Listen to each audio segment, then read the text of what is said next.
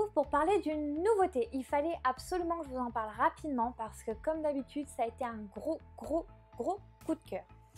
Donc c'est le livre Le tourbillon de la vie d'Aurélie Valognes que j'ai gagné gentiment sur un jeu concours Instagram. Donc merci encore 1000 fois à Léa. Elle m'a fait aussi une magnifique pochette à livre. Donc là je suis désolée, je ne l'ai pas prise avec moi pour la vidéo.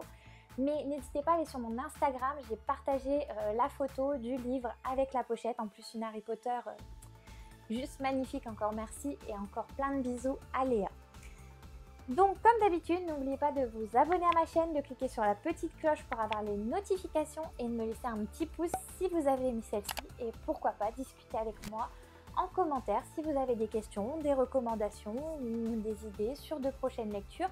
Pareil, je vous partage mon Instagram et mon Facebook, je reste à votre entière disposition pour toute question si vous souhaitez communiquer avec moi. Voilà, donc commençons directement par ce livre.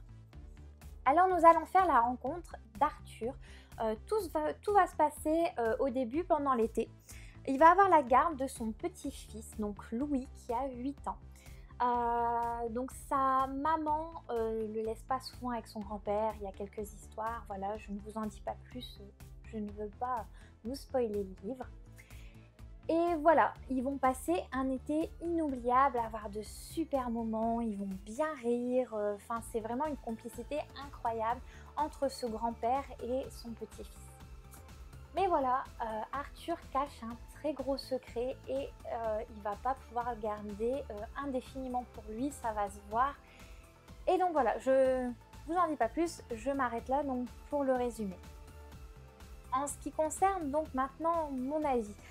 Alors, comme d'habitude, hein, c'est un énorme coup de cœur. Même si il traite d'un sujet voilà, un petit peu triste, j'ai absolument pas pleuré dans ce livre, je tiens à le dire, et c'est grâce à Louis. Parce que c'est un sujet, comme je vous disais, un peu triste qui est traité. Mais Louis, il est tellement plein d'énergie, tellement positif, tellement il a envie que tout se termine bien, qu'en fait c'est grâce à lui qu'on arrive à ne pas pleurer dans ce livre. Donc vraiment, ce petit garçon, mais il est tellement plein d'énergie, il est mûr mine de rien pour son âge, même s'il y a des questions un petit peu bêtes, hein, il pose énormément de questions à son grand-père.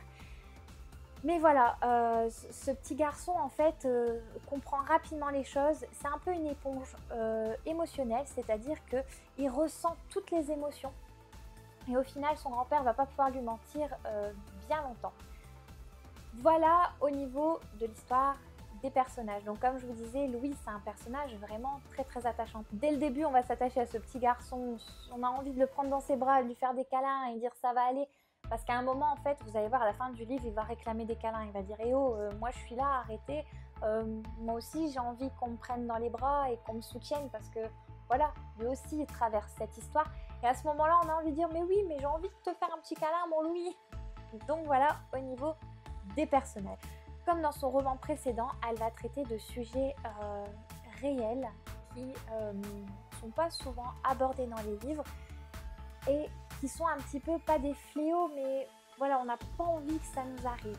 Alors j'ai une petite parenthèse à faire parce que je vous avais pas forcément parlé précédent que j'ai adoré et je me suis sentie encore plus concernée parce que ça traite un peu de la dyslexie. Étant dyslexique aussi, j'ai compris énormément de choses qu'elle a voulu nous transmettre parce que déjà, je les ai vécues.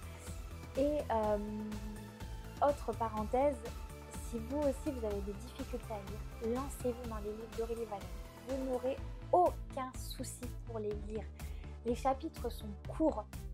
Ils sont super bien écrits, c'est quand même très rare qu'elle utilise des mots très poussés ou voilà.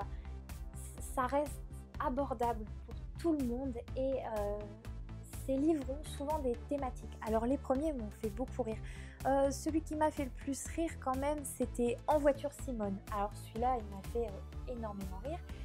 Mais voilà, elle aborde des thématiques et ça, je trouve ça très intéressant, surtout dans les derniers. Voilà des trucs qui ne sont pas abordés et qui pourraient l'être, hein, puisque voilà, ce sont des faits actuels. Fin de la parenthèse et reprenons sur mon avis. Au niveau du livre, il va être divisé en 3 actes. à l'intérieur des actes où vous allez avoir les chapitres. Et ces chapitres sont écrits, c'est-à-dire que vous avez d'abord la narration, vous explique, et le chapitre d'après, en fait, c'est Arthur qui écrit dans son carnet ou des lettres. Voilà, ça c'est intéressant puisqu'au final on voit plusieurs points de vue, le côté du point de vue du petit garçon Louis, mais celui aussi de son grand-père Arthur. Ça, j'adore vraiment, vraiment, vraiment. Quand on a les points de vue de tous les personnages, c'est très, très intéressant. Ça permet vraiment d'être pris dans l'histoire et de vraiment se situer, de comprendre ce qui se passe, mais des deux côtés du côté de celui qui le vit et du côté de celui qui le subit. Voilà, je peux pas vous en dire plus parce qu'après je vais vous spoiler. Pourquoi 3 actes? Eh bien tout simplement vous allez comprendre si jamais vous lisez ce livre, ce sont un petit peu des étapes. Voilà, pour pas vous en dire plus. Donc même si ce livre n'est pas forcément très joyeux à la fin, comme elle le dit souvent dans son livre, c'est la vie. C'est comme ça se passe et c'est tout. On n'a pas le choix, il faut vivre avec. Mais les moments que vont vivre Louis et son grand-père, c'est juste énorme. On a tous envie d'avoir ces moments-là avec son grand-père. Moi, je sais que j'ai passé énormément de bons moments en étant petite avec mes grands-parents. J'ai des souvenirs incroyables, plein la tête. Et c'est vrai que quand on a la chance de connaître ses grands-parents et d'avoir autant de bons souvenirs, quoi qu'il arrive dans la vie, eh bien, c'est ces côtés-là. On garde pas forcément les mauvais, même s'ils sont là, on garde aussi les bons côtés. Ça, c'est très, très, très important.